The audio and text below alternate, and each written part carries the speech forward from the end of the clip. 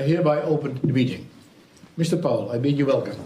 You are appearing before a committee appointed by the Doctorate Board of Erasmus University Rotterdam to defend your thesis and the appended propositions. Before we start a discussion, I invite you to give a short introduction in which you tell us about the subject and aims of your studies and your findings. Please go ahead. Thank you very much. Dear Sir Rector, dear committee members, dear supervisors, my dear friends and family, both here and watching online. I'm very excited to be here today to defend my PhD thesis on online grocery operations in omnichannel retailing, opportunities and challenges. In the next 15 minutes, I'm going to give a brief overview of the key results of my doctoral thesis. Let me first start with the growth in the online grocery. Online grocery has seen a stupendous growth in the last 10 years, specifically during the COVID times. And this growth is actually uniformly high if you see in different geographies. And specifically when you look at the online growth, it has been quite higher compared to the stores. But at the same time, the question on the profitability is still challenging. Because if you see it, like just before my defense, there was a talk by Jan as well, where we have seen this, how challenging it is to have profitability in online grocery. And this is also reflected in these different recent news articles where you see that supermarkets are still struggling to profit from the online grocery boom. That makes us wonder, what are the key challenges that online grocers actually face? In our thesis, I explore some of these key reasons. The first and foremost being customers are not willing to pay. It's even though they want their groceries online, but they are not willing to pay. And what makes like if you see a typical grocery order, it costs around 12 to 14 euros for a retailer to make it home delivery. But if you see the delivery price that are being charged by the retailers is at best around 8 euros. So that means the rest is actually paid by the retailer from their own pocket. And that also makes us wonder why it is so costly for retailers to have this online grocery at home delivery. And that is mainly because of the high labor cost and the low order density.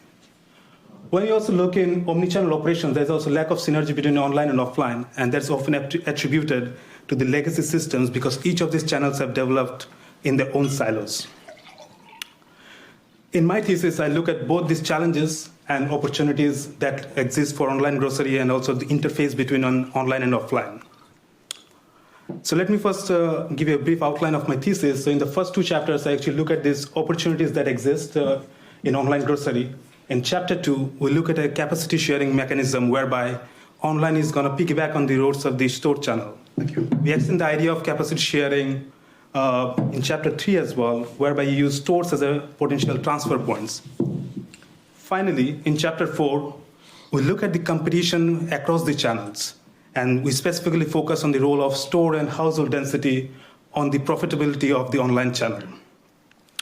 I'm going to double click on each of these chapters to share more about the key ideas and the results that we have obtained. Before I start, I just want to explain a bit on this BOPS, like the buy online, pick up in stores. This is the omnichannel model that I have used in the first two chapters. So what does BOPS means? So it's like ordering something from your online and having it picked up at your convenient time in the nearest store. So that means it's not home delivery, but you pick it up from your nearest store. And it's also called click and collect in the literature as well. However, for the retailer, it means they have to operate two kinds of distribution channels. The first is this regular store route, I call it. And in this means you have these regular stores that are replenished every day. Like if you see Albert Heijn, these are always replenished every day, all the stores.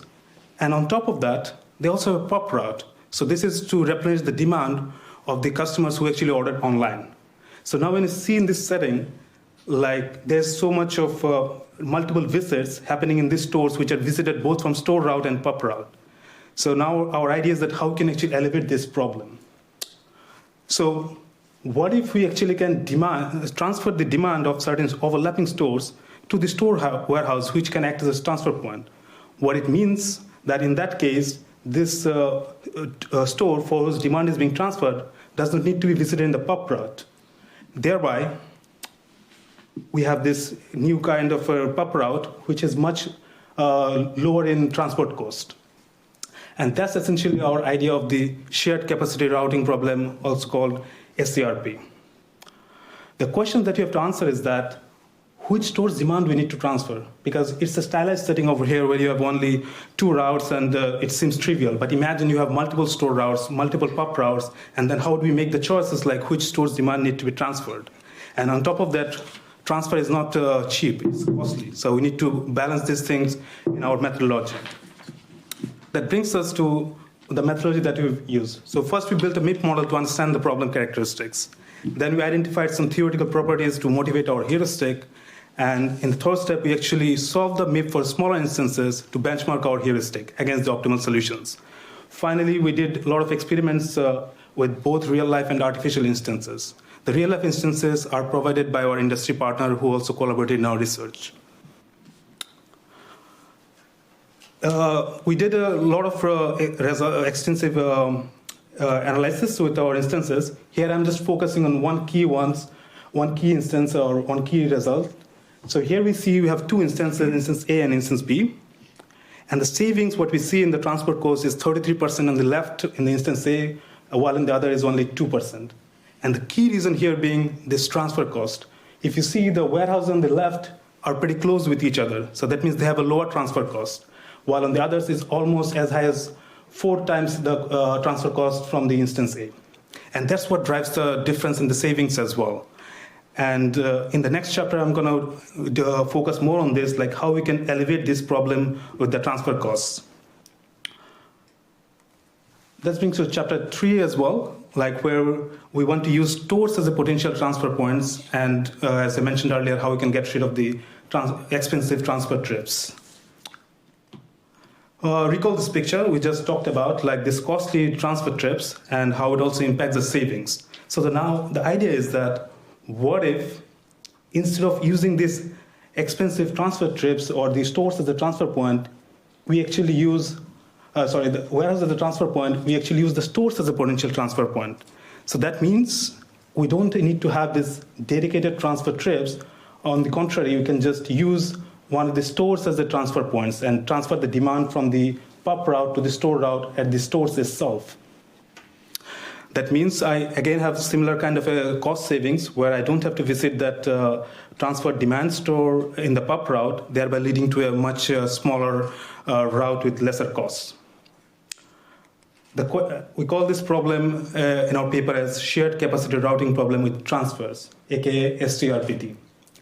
The question that needs to answer here is the choice of the transfer points. The transfer points, we are using stores as the transfer points, but as we know, that stores don't have enough space or backspace to enable these transfers. So this is often becomes challenging to select which stores are going to be used as the transfer points. And on top of that, there are like synchronization challenge as well with the transfer point, because as I mentioned, if you want to enable a transfer, the pub route needs to visit the store before the store route. And imagine multiple transfer points, and for each of these transfer points, that synchronization constant needs to be valid. So we address these challenges as well while we try to solve the problem. We use a similar kind of a methodology that we used adapted for the STRP as well. We develop a MIP model, identify the properties, benchmark our heuristic, and experiments with artificial instances.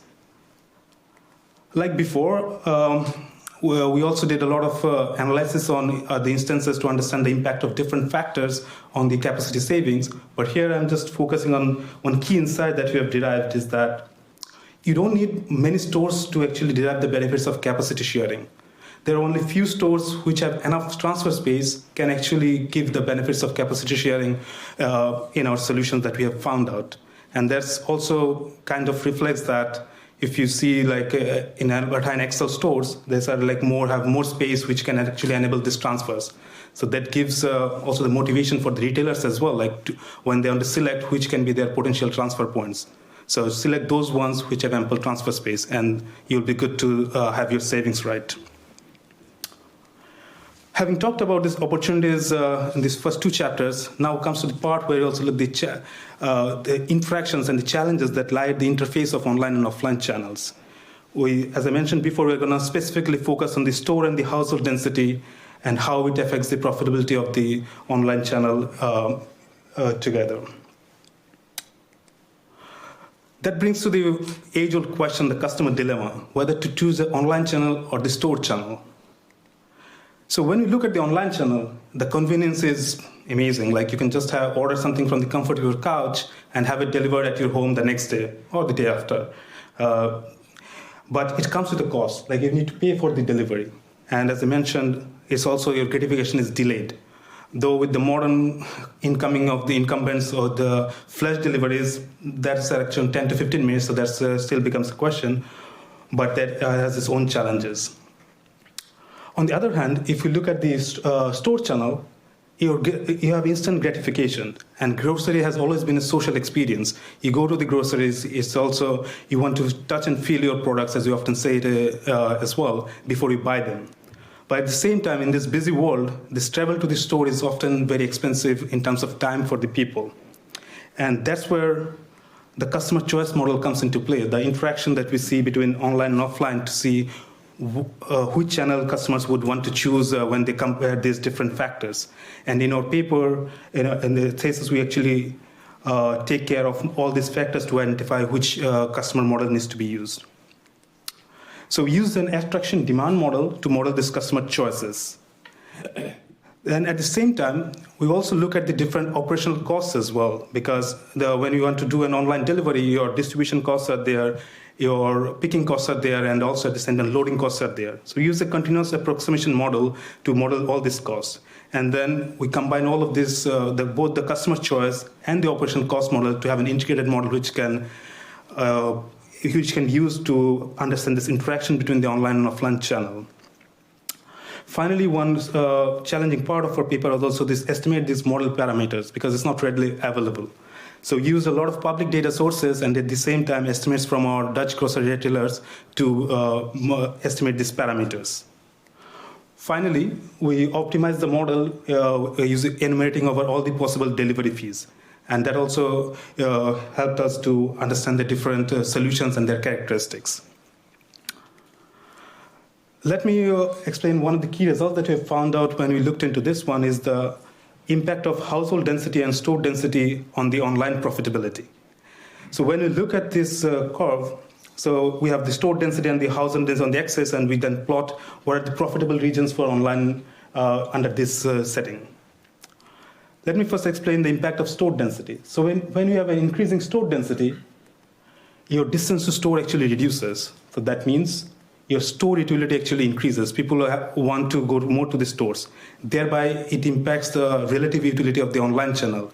So which means the online channel utility actually goes down. And thereby, it's also customer base goes down, leading to loss in profitability for online channel.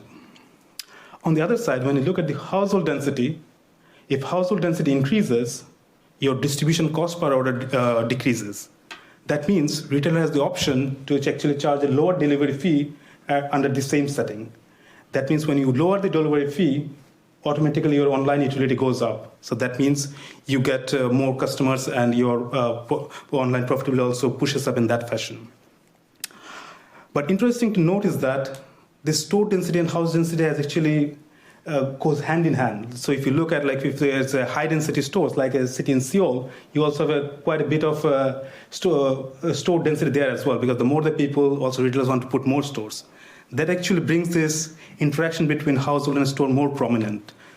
And that's when you also plot it, like two cities we plot in our charts as well, we see that Rotterdam is kind of on the negative part, like it's not profitable, which you also validate in the different news articles that we see. But at the same time, Seoul falls in the chart where it's slightly profitable. So with that, I would come to the conclusion of my presentation as well. So in essence, what we developed some capacity sharing mechanisms to reduce the transport costs of online fulfillment. We extended the idea of capacity sharing mechanism and showed how stores can play a significant role to achieve the benefits that lie at the interface of online and offline operations. And finally, we combined the customer choice behavior and the operational cost model to analyze the interaction between the online and the store channels. Thank you, everyone, for listening. I am happy to answer any questions that you might have. Thank you for your presentation. We can now start the discussion. And at this point, I like to welcome guests from outside the Erasmus University. First, I'd like to welcome Professor Kleefels from the University of Kiel, then Professor Van Zo from the University of Tilburg, and then Professor Savelbergs from all the way from Australia is with us. So welcome in our committee. And I would like Professor Fleisman from the University of Mannheim. Sorry, you are from here, so a little bit familiar. Almost from here. Yeah. Okay, we start the discussion, and I first give the floor to Professor Kleefels. Thank you, and thank you for the very well-illustrated presentation. And I think the thesis that you wrote highlights a very relevant topic with regard to making deliveries more efficient across the different channels there. So thinking about that, I was wondering whether you couldn't use those fixed delivery routes that you already use to integrate the pickup stores to also integrate further companies, different retail stores, and to extend the cooperation across firms. Can you highlight what would be needed for that, or whether you see any potential in that? Hi, learned opponent.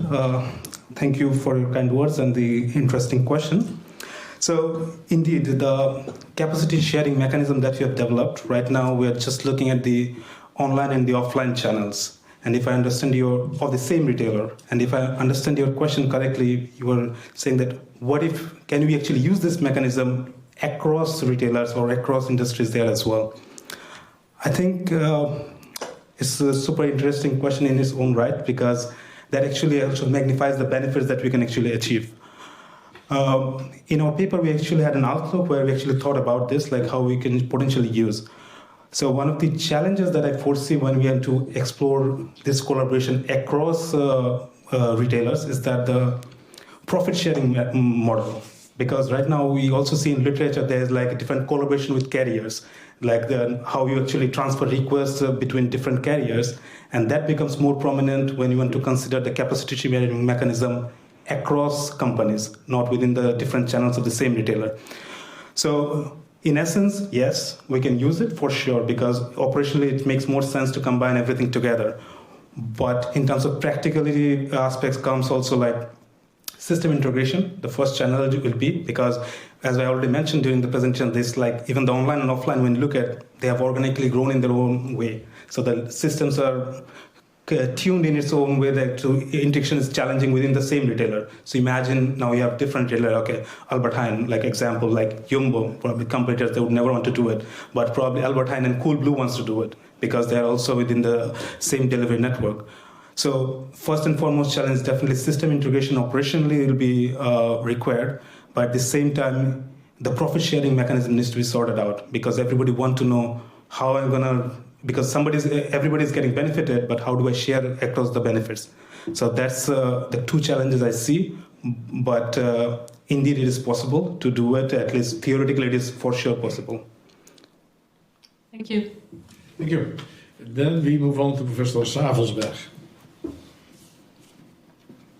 Dear candidate, dear Joydeep, first I want to congratulate you on a very nice thesis that covers a wide range of topics. I would specifically like to sort of discuss with you the topic of chapter 3, where you discuss omni-channel fulfillment with store transfers. Specifically, you introduced the shared capacity routing problem with transfers.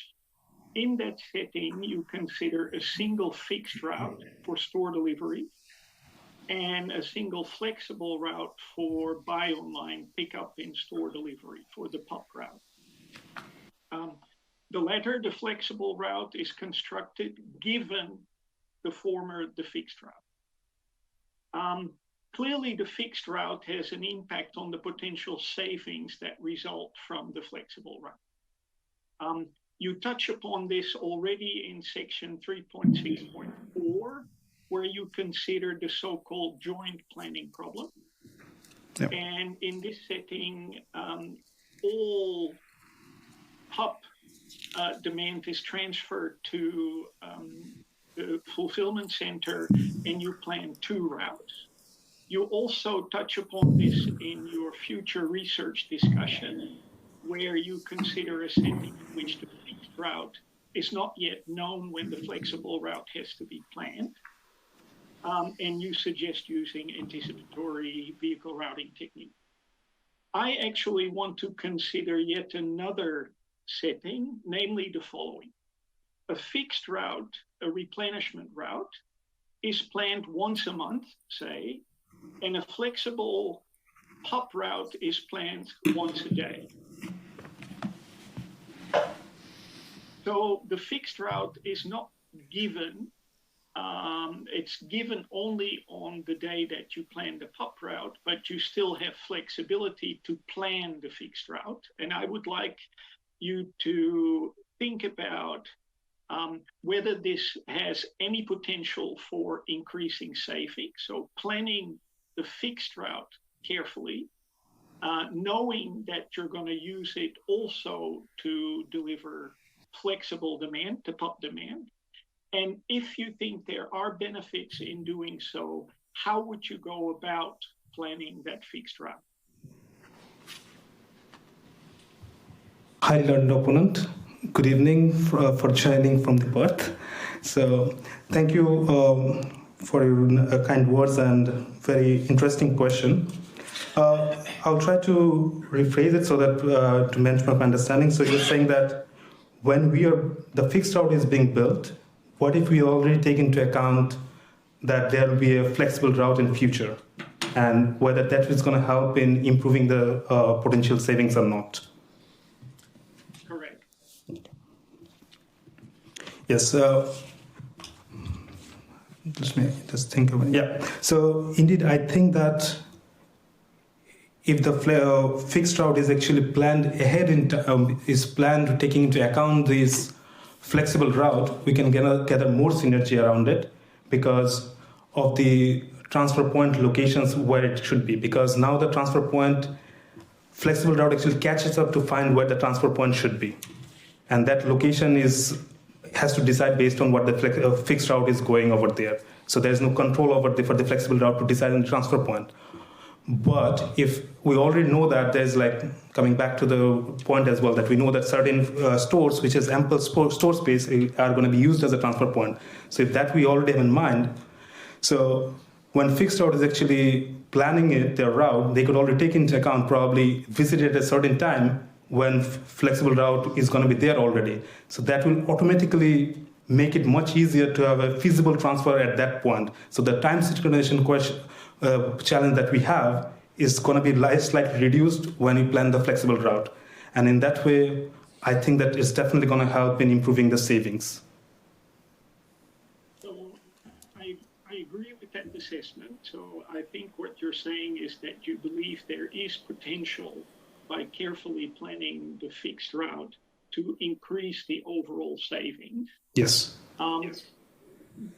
Can you maybe elaborate a bit on what type of optimization model you might use to plan that fixed route, knowing that there's going to be future PUP demand that you can transfer and share capacity? So I think in that case, we would need to have this, because what it essentially means is that the location, whether this store will be used as a transfer point is determined. Now in our model it's deterministic, but then it becomes probabilistic in that fashion, because we're not sure whether this will be potentially used as a transfer point or not.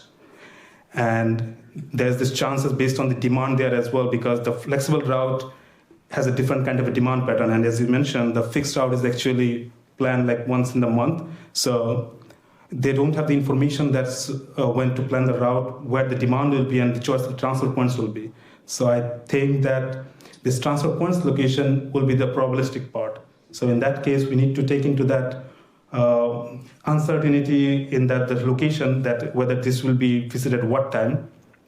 So that part needs to be included in the routing. So I'm not an expert in the stochastic routing part, like how it happens, but that's probably the uncertainty that is over there. I think that needs to be considered. The stochastic routing model needs to be considered to solve this problem.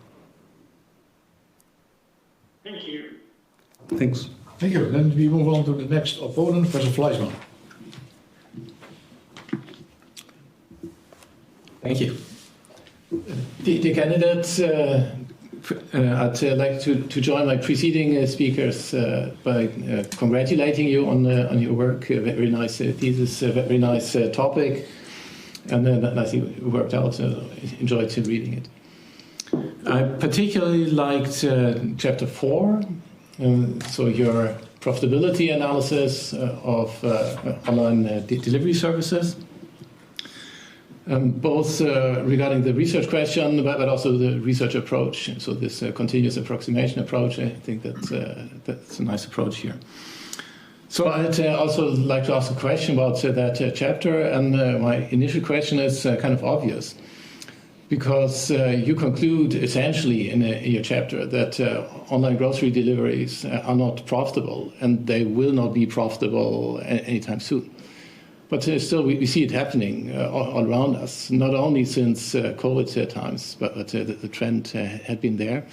So there seems to be a mismatch there. And I was wondering, how do you look at that? How do you explain this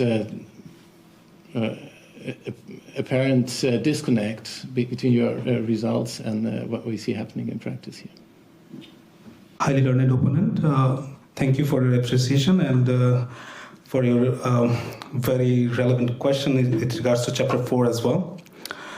So indeed, I think when we also put the last point in the result in the thesis in the chapter as well, it's quite provocative in its own right that stores need to close down at a certain point. But we see the enormous growth in online, like no matter, despite the lack in the profitability. And this is actually for a fact that it's not profitable yet.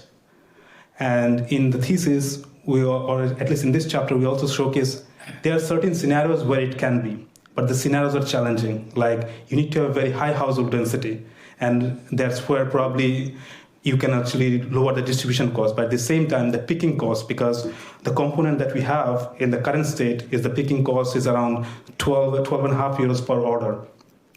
But if you see that if you have automation, it can go as low as 5 or 4 euros per order. And that's probably what's going to drive it. We still don't have this in many of the retailers don't have this in their warehouses as well to actually bring down this picking cost, and also the household density is not that high.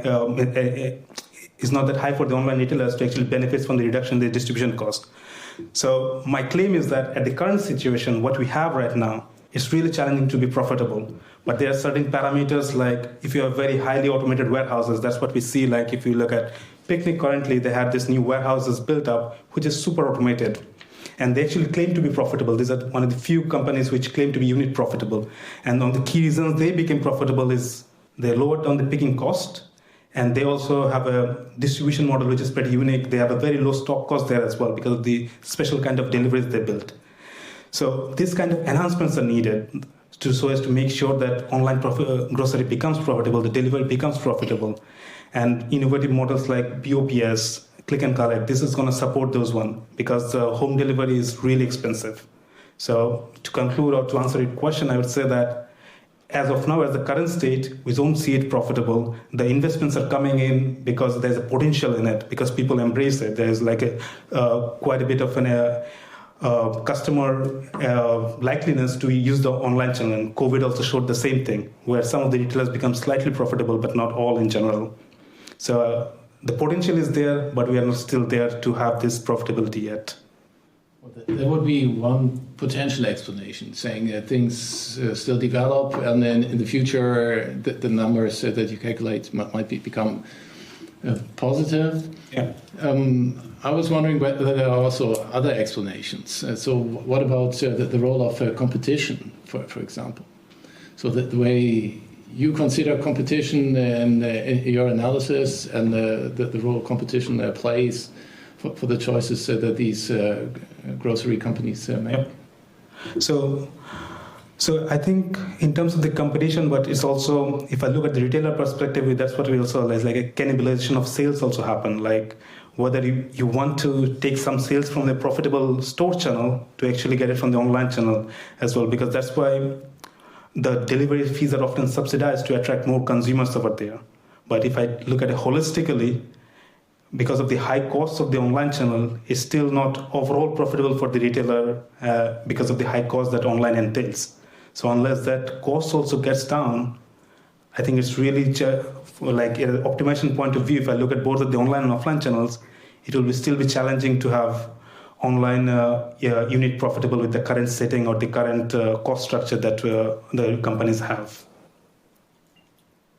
But then your competitors, but still, so I was still looking for the answer. Why do companies still do this in because reality? It's so then it might be that competition forces you. Right? Yes, the competition forces you. There's also fluid expectation as well, because grocery, nobody thought about having their groceries at their door like 10 years back.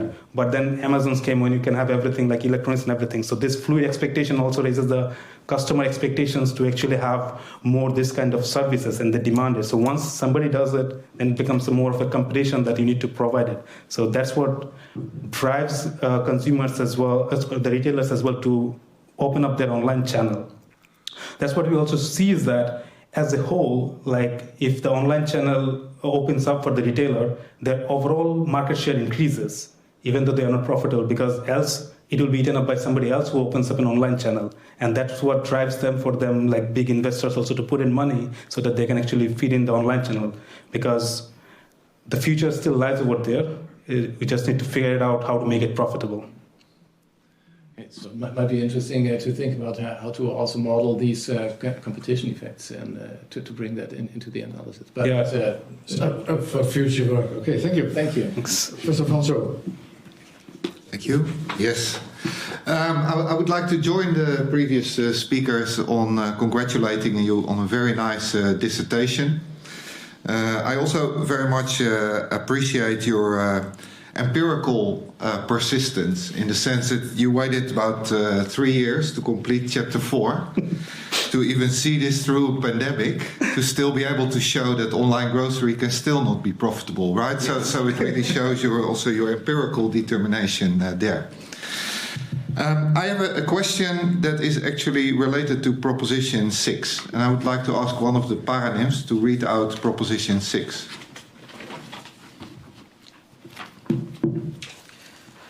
The emergence of ultra-fast delivery services that are backed with huge investments puts additional pressure on existing players in the market to offer similar service. However, such flash delivery service can only be operationally and economically feasible in high-dense city areas. Thank you. Now, I would like to dig a bit deeper on this, right? Because if you look at the high-density perspective, today I came here through Rotterdam. I think every tram is painted in the colors of one of these flash delivery services. As you show in your graph, Rotterdam is not particularly high density. And you conclude in your chapter 4 that actually there is some economics of density, but this is based on these continuous approximations, which are approximations of delivery routes. Now, these flash deliveries, they don't do routes, right? This is just single trips. So I was trying to understand, well, what is the mechanism and the reasoning why this doesn't work, and why you need these extreme densities, and how density would then work, one. And second, could you somehow also place this flash delivery within the modeling context of your chapter 4? Highly learned opponent. Thank you for the nice words and for your question as well. So if I understand your question correctly, so first one is that how high density plays a role in, as per my proposition, I said that high density is going to make them flash deliveries more sustainable, and how does it work? And secondly, how in my model I could actually incorporate the high density factor to model this. So first let me address the first one there as well. So what I meant is that in the high density areas, imagine the flash delivery service, right? Because if I'm over here, and in Rotterdam it's still possible, but imagine that you are in Groningen, right? And the density of orders that is over there is really low. So to enable a 15-minute service itself is going to be highly challenging because you don't have enough density. So that's like operational feasibility of it. So you cannot run a service for 15 minutes if going there itself is going to be 30 minutes to the first customer. So that's why I want to mean that it's only operationally feasible in high dense areas. And secondly, economically, why it is feasible? Because it's just, as I mentioned, like if you don't have enough density, you're not going to have this distribution cost, because right now it's making only one stop over there because it picks up one order from their the micro fulfillment centers, the dark stores, and from there they just make a one trip over there. But if you have more high density over there, they could actually make 2 or 3 stops in the same route. Within the 50 minutes, including pickup? No, I think they could pick up more items over there if they have already over there, and then just probably if it is next doors over there, then you could just potentially do it. Okay. So that's what, but it's also, I could sense that you could sense it's going to need a very high density over there to actually make it happen. So that's what comes that both the operational and economical viability of flash deliveries to have high density areas, because I don't see it happening also in very rural areas where you cannot even afford to have 15 minutes deliveries in the rural areas. Okay, but there's still a difference between very high density and rural, right? So that's why I sort of focused on the Rotterdam context. Okay, what about the picking then? Because in your model, it's actually picking that has a very big impact in the end on the economics, right? Yes. So, yeah, in terms of picking costs, I think they're also, when high density is there, essentially what it translates to the fact that you have more orders per route.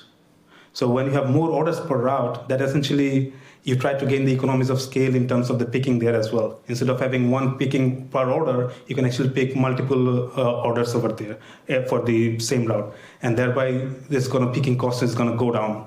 And I think that's what drives will drive the profitability of this one, if you can actually have more consolidated orders per route. And that's what the current flash delivery retailers are finding challenging as well.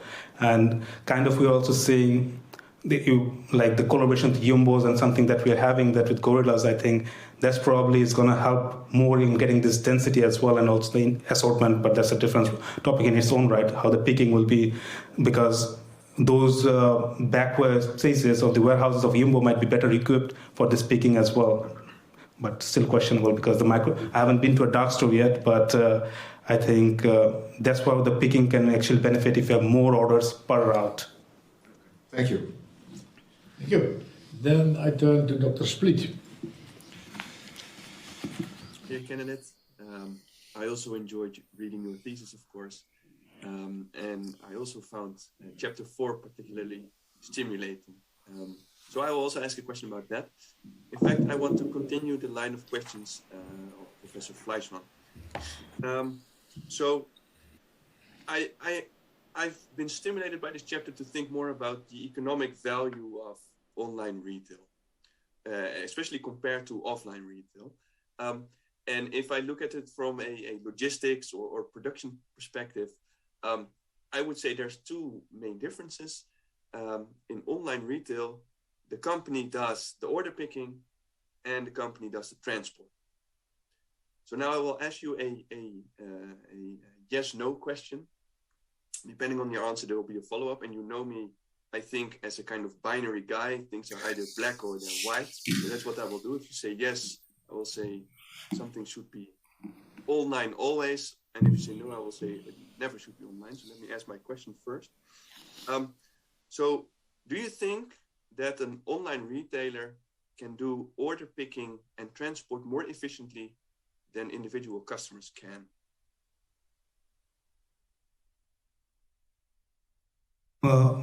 Very learned opponent.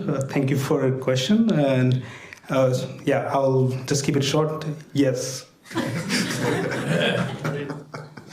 In that case, that means there's economic value, right? So the online retailer can do something better than the customer. So then still I would be curious to figure out why then it's so difficult to leverage this economic value to become profitable.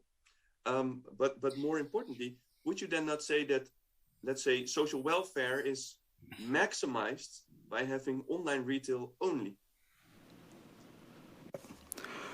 Yes, I think just yesterday I had this paper as well, like online retail actually improves the overall social welfare, because it was this example both with picking and also transport, because if you imagine an individual customer that goes to the store right now with the gas prices going over €2 per liter, so that's like more expensive in terms of the greenhouse emissions as well. Like if each of the individual customer actually goes to the store. I think we're in Netherlands is we're lucky that the stores are so easily accessible and such a short distance. But the same if I abstract it to a market like US or somewhere else, like you have to drive at least for 15-20 minutes just to go to the nearest store. And then it's definitely, the overall welfare is like much better if you have an online retailer does the picking and also the delivery specifically, because they can combine all these deliveries and do your home attended delivery. So there's no doubt about it that online retailer gonna have more social welfare if they do both the picking and the delivery from their own side. But it's still challenging for them to be profitable. I think that's what we mentioned as well, because it's not an easy process or especially for grocery, which is a very low margin and a high cost industry. So if everybody's ordering a bottle of champagne, probably it might still get profitable. But since it's also like today we discussed a lot about diapers as well in different seminars. So if a diaper which is low margin, but you still need to be at the same cost. So that's what makes it more challenging for retailers to be profitable there. So probably just to rehash your question as well. So your question was more like online retailing is definitely leads to more social welfare if we consider it to the customer's one. And I think there's no doubts about it, at least in my mind, or at least from the research that I've done. And would you agree then that having only online retail would maximize social welfare? Depends on which perspective. Like there's a lot of things on. So, but in terms of routing, you're saying, or economic value, money. Yeah, money-wise, yeah. But compared to I'm just trying to understand the alternative as well. Like, there's an online retail, and then you also have store retail. So is there a comparison whether online versus store, which one will? Stores should disappear. That's my extreme claim now. Okay, if stores only online retail, because the retailer can do order picking and transport better than the customer can, and all the rest is the same anyway. I think yes, because if all the customers are actually going to order online, that means, well, then one probably have to come back to Professor Flashman's question as well. Yes, at that time probably it will become profitable, and then it's a win-win for both the retailer and the consumer as well. Like when you have only online channel, your emissions are reduced, your picking is also optimized, and well, it's a happy world. I hope I can see that one day. Okay. Thank you. Okay, then we turn to Professor Wagelmans.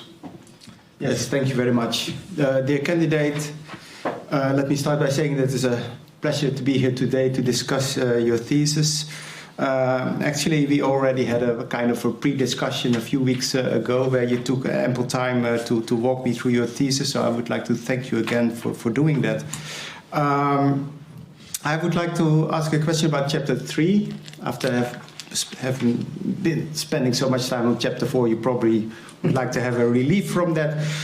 So in Chapter 3, which is about the optimizing omni-channel fulfillment with store transfers, you actually look at a special case. This is what you also mentioned in the introduction, because what you have there is that both the fixed and the flexible schedule have a single vehicle route, right?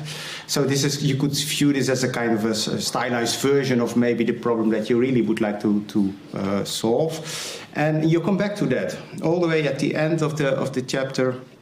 You say in a single line, a single sentence, I should say, a natural extension of the research is to consider multiple fixed routes and multiple flexible routes. Period. Right? So I would have expected a little bit more, say, connection of that sentence to what you have been doing in the chapter. So could you discuss then today with me what ideas and insights that you gained from the research that you did in this chapter could be useful for that extension. So is there, should you start all over again? Is it a completely different problem? Please.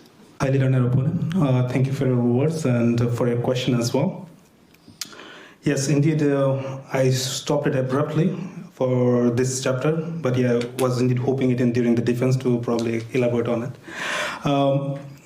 So I think, yeah, we definitely don't have to start it from scratch, because I think the heuristic that we developed is like follow the offline route, follow the store route. I think that's a very strong statement in its own right, like to see how we can actually follow it. So when you have multiple fixed routes as well and multiple flexible routes, I think if we consider each of the, so first of all, if I have to think it out loud as well at this point, I think we need to find a mechanism to pair up certain kind of routes, like which fixed route needs to be matched with what flexible route. So that's probably, and similarly, we can have some couples over there, which we want to tackle. So for each of this one, I think the heuristic that we developed is individually going to give a very good initial solution in terms of start with. But then probably the challenge becomes like how do we shuffle around once we have this kind of a route which covers some parts of this fixed route and also some parts of other ones, then how do we actually shift around it?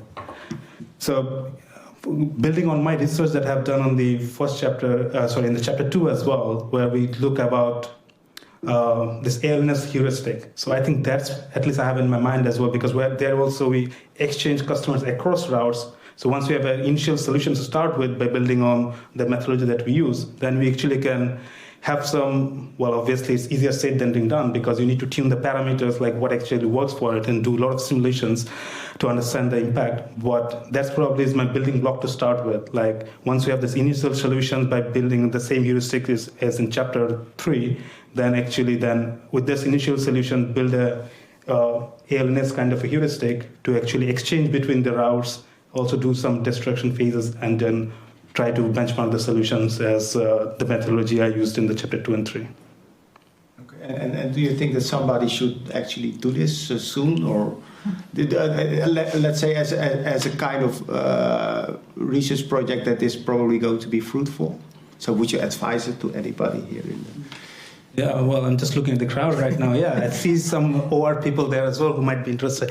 Yes, no, I definitely think that because when we, why I'm saying it, that's not the sake of saying it, because when we first presented the idea of having warehouses as transfer point, the first thing I remember our industry partner, the person, he said that, well, warehouses doesn't make sense. Why can't you use stores there? Because it's so much challenging. Mm-hmm. So that means when somebody says it, like when industry sees, the academy is always like, okay, you have a vision, it's not going to be there. But he actually pointed out to a direction saying that why don't you use the sources there? So that's where I see the potential lies over there, because if a grocery retailer in Netherlands can find it useful, somebody in other parts of the world will also find it useful. Okay, thank you very much. Thank you. Then we have come full round with 6 opponents. And at this stage, the promoter and the co-promoter are not asking questions, so we can start a new round. And I turn again to Professor Kleuvers. Thank you. I would actually also keep with chapter 2 and follow up on the previous questions, because, as you just said, you could integrate multiple flexible routes into multiple static routes. But as we also heard, it might make sense to move more and more towards online retail and away from the brick and mortar stores. So why not integrate the fixed routes into the dynamic routes? Or to say differently, completely dynamically plan the routes as routes that result from demand for brick and mortar stores and for pickup stores, which would then slowly but surely move on to being routes that are more and more pickup and less brick and mortar delivery. So why keep fixed routes at all? Why not move them into the dynamic routes and plan once per week or once per day? Hi, Naroponen. Thank you again for your question. If I understand you correctly, so what you're saying is that now we're talking about a fixed route, right? That goes to a fixed set of stores, and we're building on that to see how the flexible route can piggyback on it, right? And your question is that why can't we do everything on the fly, right? Like a dynamic routing. I think the first challenge, at least operationally, what you have seen is that when we talked with our industry partner, these fixed routes are actually planned quite ahead in time. Because they are driving big trailers over there. If you, when we look also at the deliveries that goes to the Albertine store, it's like almost a full track load, and they are planned way much ahead in time. Their demand pattern is completely like kind of a fixed. So they get more synergy, more cost benefits by planning it way ahead of time. Like if you do it, plan it ahead.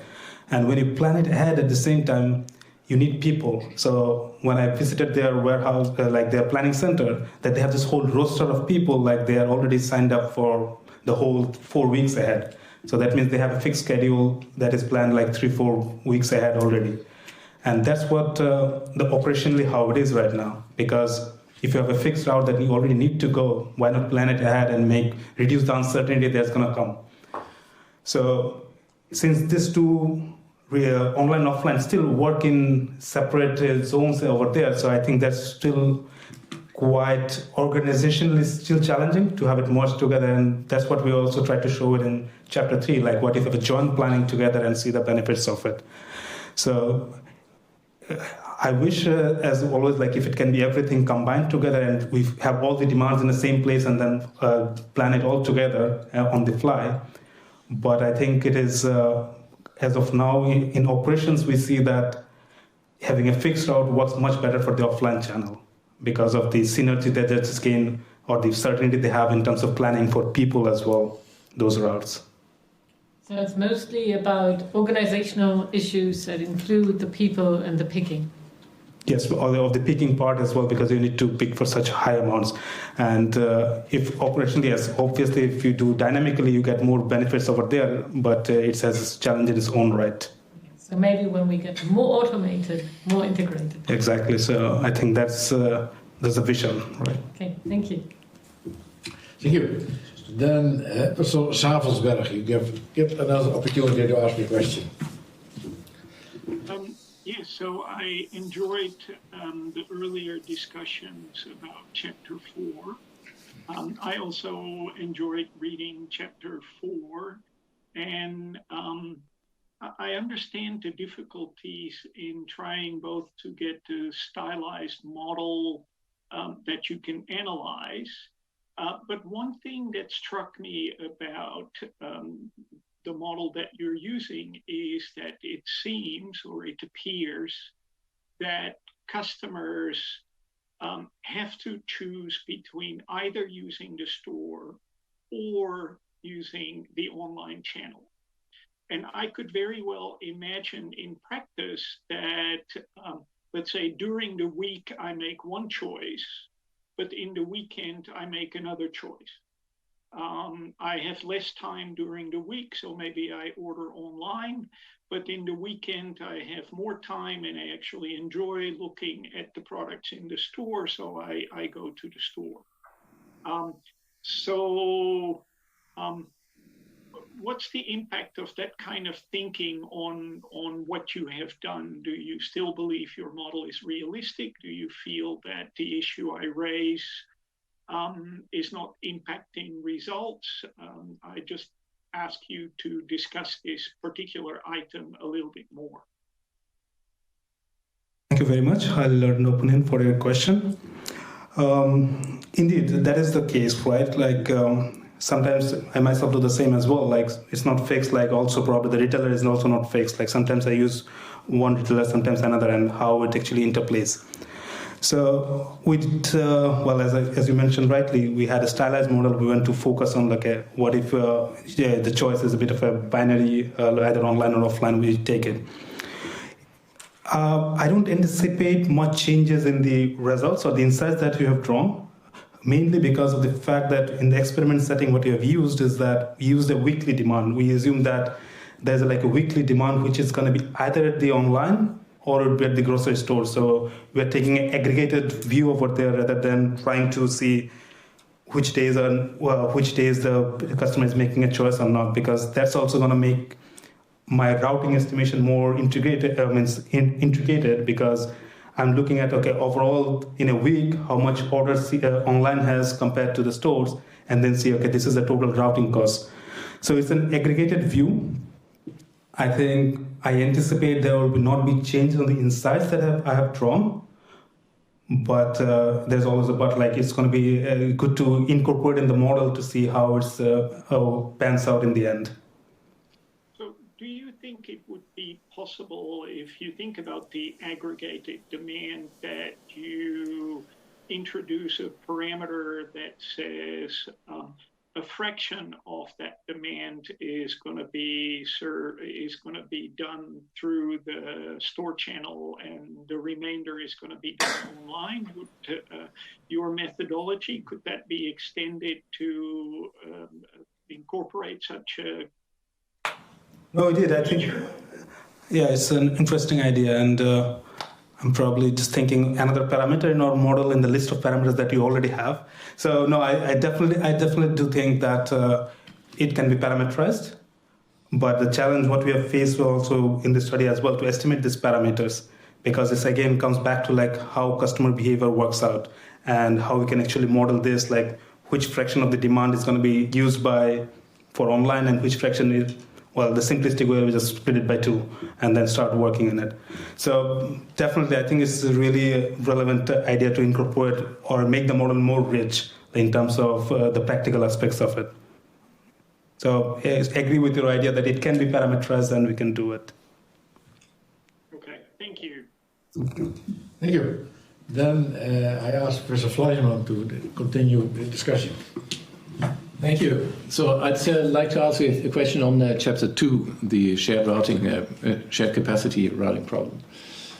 The benefit of this capacity sharing in your model comes from the fact that you have slack capacity in the fixed routes. Right?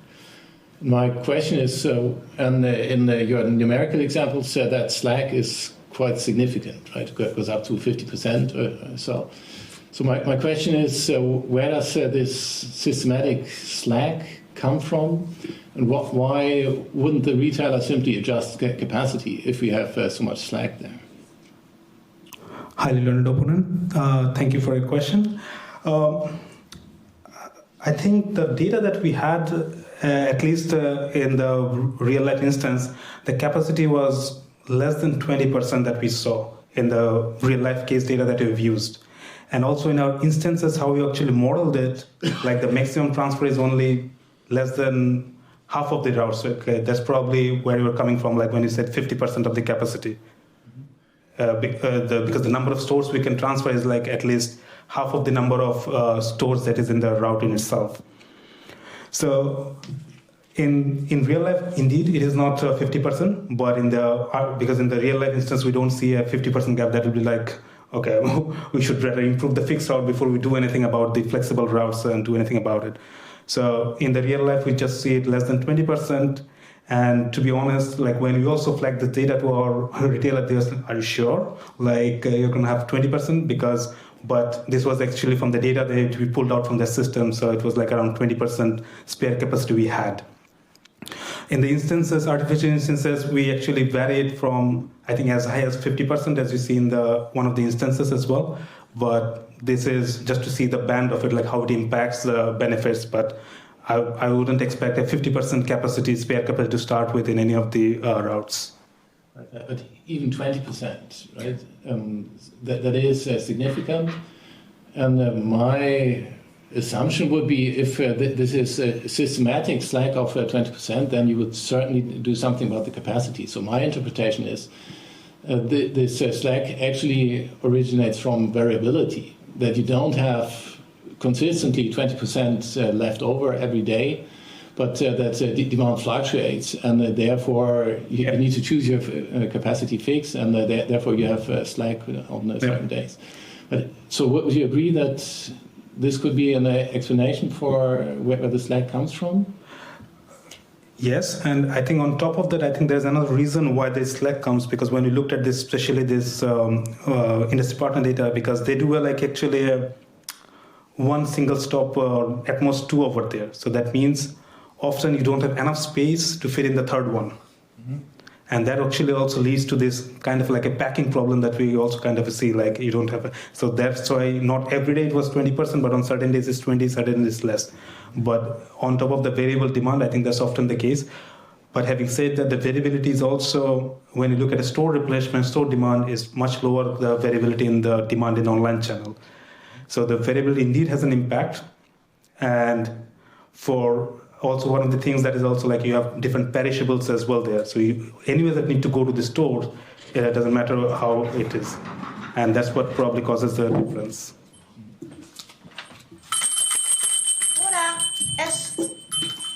Mr. Kennedy, the time allowed for the defense of your thesis is over.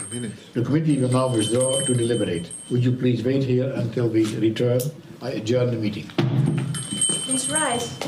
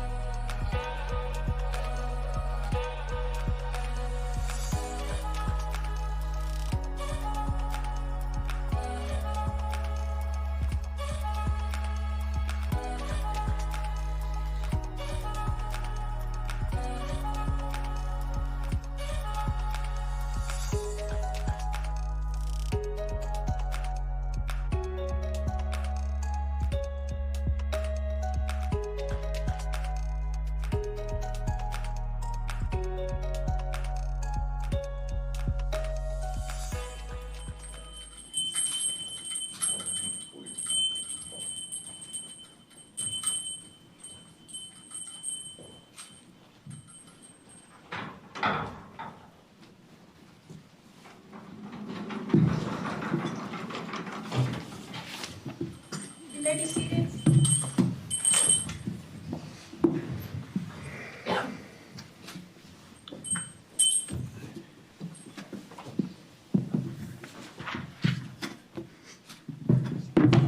I reopen the meeting. Mr. Candidate, the doctorate board of Erasmus University Rotterdam, represented by me, has considered your thesis. Having heard your defense and the advice of this committee, I grant you the title of doctor.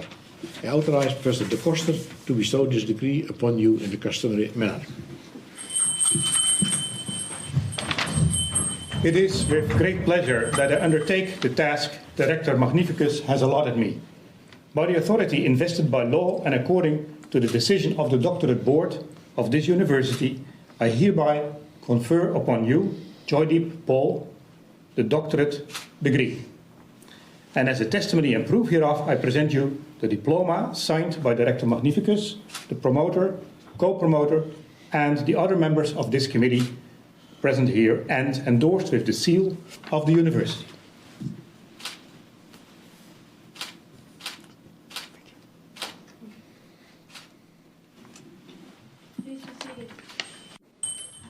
Having performed this task, may I take the opportunity to be the first to address you as a doctor and to congratulate you on your achievement. I would now like to give the floor to your co-promoter. Dear Dr. Paul, congratulations with this wonderful achievement. You can be very proud. 2 published papers in very solid journals and 1 working paper that has very high potential. Apparently the committee really liked it as well, so I have high hopes for that. But of course it was not really a surprise, no? Because when we first talked to you, I think Remy and I had this meeting with you, and you had a fantastic resume. No? We had the Indian Institute of Technology there, National University of Singapore, Georgia Tech, top of your class in some of these programs. So of course we had very high expectations of you. You also had practical experience at Singapore Post working with e-commerce, so you're the ideal candidate for this project. Then also looking at the motivation letter, we were really impressed. So I just have a quote here, one sentence. Hailing from a country of 1.2 billion people, we're a rapidly expanding middle class with smartphones in the hand and cash in their pockets are looking to the future and finding it online. Interest in the e-commerce industry comes but natural to me. It's poetry. This is business, as close as business poetry you can get. So we were like, this is perfect. Huh? So we thought, okay, done in 2019, probably earlier, no, 2018. Didn't work out that way, but still, I mean, we are still very happy, of course, with how everything went. You turned out to be a very creative problem solver. We were very impressed by that. Really early on, I think, I don't know if you remember, we had this kind of Excel assignment also for the students, this dice game, and I was really impressed with how you handled that. Also throughout the project, very pragmatic, goal-oriented, passionate. However, there were also challenges, and one of the challenges also related to the fact you have one proposition about it that you cannot solve real-life problems by sitting in your office. So we actually sent you out in practice. And you can imagine, so we have this candidate coming from India, Singapore, US, and we sent you to Geldermalsen. Geldermalsen, middle of nowhere, very difficult to reach there, just a warehouse, 10,000 people living there, Geldermalsen. At that time, you didn't even have a Tesla yet. So you had to take public transport, which was very difficult to get to the warehouse. So it took you hours on a bus to get there. And then mostly people were talking Dutch. They didn't seem to be interested in sophisticated mathematical models because they were just worried about having enough drivers for the next day to get all the store replenished. So you were in that situation. Managers were changing all the time. No, you just got used to a manager, then a new one, next month a new one. So this was very challenging, but you still, indeed, there also persisted and got some nice, really empirical input for your problems. And also you got some links with somebody who could offer you the data. And that's actually what you presented today. That was the data that you got there. So that was very nice. Second challenge about the writing. So of course, high expectations, business poetry. But then, yeah, we wanted also this very sober, precise, scientific writing from you. And it was surprising that to us as well that after 5 revisions, you were also very enthusiastic, but after the 6th one, you're not so enthusiastic anymore. After 10, even less. After 15, less. At 35, usually you're starting to complain, isn't it done, the paper? I want to get rid of it. So, that was a bit of a disappointment, and you even have a proposition 7, so that I wanted to discuss with you about it, but I think you also there, you persisted, and in the end, I think the papers are really, really nice and readable. Third challenge was also that you moved to industry. Even before the contract expired, you moved to Coolblue, and you said, okay, I will finish the last small part of the paper from home. And I said, okay, is that really a good idea? I think you thought I was bluffing. I will come back to that in another point, but that seems to be difficult. And then you also got married, of course, had to spend time with your wife, and also pandemic hit. You're working at Coolblue. Everybody started to buy new TVs and new barbecue sets, and you had to kind of also manage that big growth. So that was difficult to combine with writing the thesis. But in the end, I think it worked out well. Maybe some other things that I wanted to comment, of course, is your travel patterns. It took me quite a long time to figure out how you actually selected your preference for going to workshops and going to conferences. I found out later, actually, that you were maximizing the number of countries that you visited. So that's why you never wanted to go to the same country twice. No, why go to India? I've been to the US already. Why? It's no use. I can check it off my list. No? So you did a lot of things. You were chasing the Nordic Lights. You actually went to Santa Claus Town in the Arctic. Aruba, Panama. Yeah, it was. You did a lot. Very impressive, I think, what you did. So sometimes wondering, are you doing a PhD or are you just using it just as a way, as a hub to facilitate your travel plans? About this bluffing, so I also wanted to. I really enjoyed that you also joined some of my poker games. I still recall. I think you mentioned it as well. This bad beat that you didn't expect your trustworthy supervisor to actually bluff. So this really hurt when I made Joydeep put away a very good hand. Well, I had nothing, but I just bluffed my way out of it. So maybe that's, I don't know if that disturbed our relationship a little bit in the weeks after that, but you're a little bit careful looking at me and saying, do I trust this person or not? But all in all, I'm very, very proud of what you achieved. And wish you and also your family online and your wife, of course, all the best, and hope we keep in touch. Congratulations. Dr. Paul, I have the pleasure also on behalf of the doctorate board of the university to congratulate you on having obtained your doctorate degree. I formally declare this meeting closed. And at this point, I want to thank the committee members online. You cannot take part in the reception, unfortunately, but we appreciate it to have you on the committee. Thanks very much. Thank you.